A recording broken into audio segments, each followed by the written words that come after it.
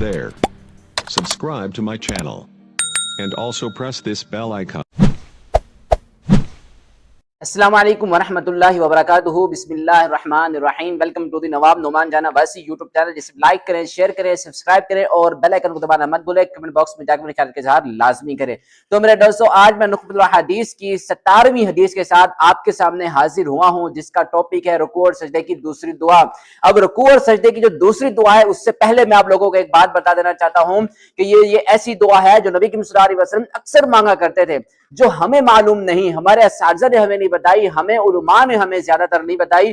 ہمیں یہ پڑھایا گیا بچپن سے کہ آپ نے رکوع کے اندر سبحان ربی العظیم 3 دفعہ پڑھنا ہے اور سجدے کے اندر سبحان ربی الاعلی 3 دفعہ پڑھنا ہے. بس یہی دعا ہے، اس سے زیادہ آپ نے کچھ بھی نہیں پڑھنا. تو میرے دوستوں، میں آپ لوگوں کو بتا دوں، آپ لوگوں نے گناہ بہت زیادہ کیے ہیں، آپ لوگوں کو ڈپریشن بہت زیادہ ہوتا ہے، آپ لوگوں کو ٹینشن بہت زیادہ رہتی ہے، آپ لوگ ہمیشہ پریشان رہتے ہیں، آپ لوگ اپنے معاملات میں الجھ جاتے ہیں، سلجھا نہیں سکتے، اور آپ کے اندر وہ کیپیبلٹی ہی نہیں رہی کہ جس کی وجہ سے آپ اپنے آپ کو لوگوں کے سامنے پروو کر سکے کہ آپ رونگ نہیں، رائٹ ہیں، اور آپ کی بات صحیح ہے، اور آپ کا جو عمل ہے وہ صحیح ہے، آپ کا فیصلہ صحیح ہے. یہ ایسے کیوں ہوتا ہے، کس وجہ سے ہوتا ہے، کیا اس کی یعنی کہ ریزن ہو سکتا ہے، وہ میں آپ لوگوں کو بتا دوں کہ آپ کے جو گناہ ہیں، جس کا بوجھ آپ کے کندھوں پر ہوتا ہے، اس کی منحوسیت کے اثرات اس قدر زیادہ ہوتے ہیں، اس کی منحوسیت اس قدر اثر انداز ہوتی ہے. گناہوں کی وجہ سے انسان کے اوپر رب کی رحمت کم ہوتی ہے، رب کی لعنتیں برستی ہیں، کہ جس کی وجہ سے انسان بہت زیادہ پریشان رہتا ہے، بہت زیادہ بے حال رہتا ہے، بہت زیادہ سست رہتا ہے، اور اپنے معاملات میں الجھا رہتا ہے. ٹینشن الگ، ڈپریشن الگ، یہ پریشانیاں الگ، بیماریاں الگ. یہ ایسے کیوں ہوتا ہے؟ جو میں آج آپ کو دعا بتانے والا ہوں، اس کے اندر اس چیز کا علاج ہے. وہ دعا علاج ہے آپ کی پریشانیوں کی، آپ کے ڈپریشن کی، اور آپ کی پریشانیوں کی، بیماریوں کی. آپ کے گناہوں کا بوجھ ہلکا کرے گی، گناہوں کی منحوسیت ختم ہو جائے گی. تو یہ حدیث آپ اگر جان لیں تو لازمی اپنے رکوع کے اندر، اپنے سجدے کے اندر یہ دعا مانگنے کی کوشش کریں. لیکن ہمیں اس چیز کا اندازہ ہی نہیں ہے کہ ہم وہ چیز، وہ دعا، وہ حدیث کیسے بھول سکتے ہیں، کیسے نظر انداز کر سکتے ہیں، کیسے وہ دعا ہمارے ذہنوں میں آ ہی نہیں سکتی. ہمارے استادوں نے ہمیں نہیں پڑھایا، ہمارے والدین نے ہمیں نہیں سمجھایا، ہم نے خود نے کوشش نہیں کی پڑھنے کی کہ نبی صلی اللہ علیہ وسلم رکوع اور سجدے میں سبحان ربی العظیم اور سبحان ربی الاعلی، ان 2 دعاؤں کے علاوہ اور کون سی دعا پڑھا کرتے تھے. وہ کون سی دعا تھی جو نبی صلی اللہ علیہ وسلم پڑھا کرتے تھے؟ آج میں آپ لوگوں کو بتاتا ہوں. یقین جانیے، آپ اگر آپ سمجھ لیں گے، جان لیں گے، پڑھنا شروع کر دیں گے، آپ کو آپ کے سجدے کرنے کی اور آپ کو آپ کے رکوع کرنے میں اتنا مزہ، اتنا لطف، اتنا سرور ملے گا کہ آپ کوشش کریں گے کہ یہی دعا بار بار پڑھیں، جیسے نبی کریم صلی اللہ علیہ وسلم یہ دعا بار بار پڑھا کرتے تھے. اور اس دعا کا مطلب اگر جان لیں گے تو آپ دنگ رہ جائیں گے، دنگ. اب ہم وہ حدیث پڑھتے ہیں. سیدہ عائشہ رضی اللہ تعالی عنہ بیان کرتی ہیں کہ نبی کریم صلی اللہ علیہ وسلم یکثر ان یقول فی رکوعہ وسجودہ، کہ اپنے رکوع کے اندر بھی اور اپنے سجدے کے اندر بھی بے انتہا یہ دعا مانگا کرتے تھے. اب بے انتہا کا مطلب آپ سمجھتے ہیں نا، جس کی کوئی تعداد نہیں ہوتی، جو کبھی گنتی میں شمار ہی نہیں ہوتی، جو لا تعداد ہوتی ہے، جو بے حد و حساب ہوتی ہے. جتنا انسان کے وس میں ہو، جتنا انسان کی طاقت میں ہو، وہ دعا پڑھتا رہے، اپنے رکوع میں بھی، اپنے سجدے میں بھی. تو اس کا فائدہ کیا ہوگا؟ تو اللہ رب العالمین اس کی زندگی خوشحال کر دے گا. اگر آپ خوشحالی چاہتے ہیں تو یہ دعا پڑھیں. اب وہ دعا کیا ہے کہ سبحانک اللہم ربنا وبحمدک اللہم اغفر لی، کہ اے اللہ تو پاک ہے اپنی حمد کے ساتھ، اے ہمارے رب. اب دیکھیں، رب کو اتنے پیارے انداز میں انسان نے پکارا کہ اے اللہ تو پاک ہے.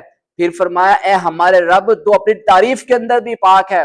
پاک کس طرح ہے کہ یا اللہ تو ہر قسم کی کمی کوتاہی سے، ہر قسم کی غلطی سے، نیند سے، اونگ سے، یا اللہ تمام تر تعریفیں تیرے لیے ہیں، ہر پاکیزہ تعریف تیرے لیے. ہر جاندار، جانور، انسان تمام کے تمام تیری تعریفیں کرتے ہیں، کیونکہ تو تعریفوں کے لائق ہے.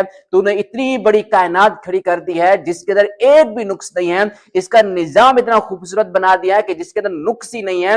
تو اللہ رب العالمین پاک ہے، تعریفوں کے ساتھ بھی، بغیر کسی نقص کے پاک ہے، اور تعریفوں کے ساتھ بھی. پھر فرمایا اے ہمارے رب اللہم اغفر لی، مجھے معاف کر دے، مجھے معاف کر دے، میرے گناہ بہت زیادہ ہے، گناہوں کی وجہ سے میرے دنیاوی معاملات بھی خراب ہو رہے ہیں، گناہوں کی وجہ سے میرے اخروی معاملات بھی خراب ہو رہے ہیں، گناہوں کی وجہ سے میری زندگی میں بے سکونی، میری زندگی میں ڈپریشن، میری زندگی میں پریشانیاں، میری زندگی میں بیماریاں، میری زندگی میں پریشانیوں کے ساتھ ٹینشنیں بہت زیادہ ہیں، اولاد نافرمان ہو جاتی ہے، کاروبار صحیح نہیں چل رہا ہوتا، انسان کا نماز کے اندر دل نہیں لگ رہا ہوتا، گناہوں کی مظنوسیت اس انداز میں اثر انداز کرتی ہے۔ تو میرے دوستو اگر یہ دعا پڑھ لیں سبحانک اللہم ربنا وبحمدک اللہم اغفر لی، تو یقین جانیے آپ کے معاملات سلجھ جائیں گے، آپ کی پریشانیاں ختم ہو جائیں گی، آپ کے مسائل حل ہو جائیں گے، آپ کی بیماریاں ختم ہو جائیں گی، آپ کا ڈپریشن ختم ہو جائے گا، آپ کی ٹینشنیں اور پریشانیاں ختم ہو جائیں گی۔ کیوں؟ جب آپ اپنے گناہ رب سے معاف کروا رہے ہوں گے، اپنے رکوع کی حالت میں بھی، اپنے سجدے کی حالت میں بھی، تو رب العالمین جب گناہ معاف کرے گا تو گناہوں کے ساتھ ساتھ رب کی رحمت بھی برسے گی، جب رحمت برسے گی تو آپ خوشحال ہو جاؤ گے۔ گناہوں کی منحوسیت اس انداز میں ہوتی ہے، اس قدر ہوتی ہے، اس قدر زیادہ ہوتی ہے کہ رب انسان سے ناراض ہوتا ہے کہ بندہ گناہگار ہونے کے باوجود میرے پاس آ کے معافی نہیں مانگ رہا، گناہگار ہونے کے باوجود مجھ سے بخشش نہیں مانگ رہا، گناہگار ہونے کے باوجود شرمندگی کا اظہار نہیں کر رہا، گناہگار ہونے کے باوجود یہ میرے گھر میں آ کے مجھ سے اپنے گناہ بخشوا ہی نہیں سکتا، تو میں اس پہ رحمت کیوں کروں؟ رب العالمین اس انسان سے ناراض ہوتے ہیں۔ اگر رب کی ناراضگی ختم کروانا چاہتے ہیں، منحوسیت گناہوں کی ختم کروانا چاہتے ہیں، زندگی خوشحال کروانا چاہتے ہیں، تو یہ دعا لازمی پڑھیں، آزما کے دیکھیے۔ یہ حدیث میں اپنی طرف سے نہیں بتا رہا، یہ نبی کریم صلی اللہ علیہ وسلم کی زوجہ محترمہ ہماری ماں عائشہ رضی اللہ تعالی عنہا نے بیان کی ہے، اور جو دعا نبی کریم صلی اللہ علیہ وسلم اکثر مانگا کرتے تھے وہ دعا نبی کریم صلی اللہ علیہ وسلم کی ذکر کی ہے۔ اب دیکھیں نبی کریم صلی اللہ علیہ وسلم نماز مسجد میں پڑھا کرتے تھے، اب سنت نوافل کبھی مسجد میں کبھی گھر پڑھا کرتے تھے، لیکن تہجد کی نماز اکثر نبی کریم صلی اللہ علیہ وسلم اپنے گھر میں پڑھا کرتے تھے، اور جب تہجد کی نماز پڑھتے تھے تو یہ دعا اپنے رکوع اور سجدے میں بے انتہا پڑھا کرتے تھے۔ رکوع بھی لمبا خشوع خضوع والا خوبصورت ہو گیا، سجدہ بھی لمبا خشوع خضوع والا اور خوبصورت ہو گیا، اور رب سے یہ دعا بھی مانگ لی، گناہ بھی بخشوا لیے، رب کی رحمت بھی حاصل کر لی، اور اپنی زندگی کو خوشحال بنا لی۔ یہ طریقہ نبی کریم صلی اللہ علیہ وسلم نے ہمیں سمجھایا ہے، بتایا ہے، ہم میں بھی عمل کرنا ضروری ہے آج کے اس دور میں، ڈپریشن بھرے دور میں۔ تو میں آپ لوگوں کے سامنے اتنی ہی گزارش کرنا چاہوں گا، تو تب تک کے لیے do whatever you want to do man, but don't trouble your father and mother. Good luck and stay safe.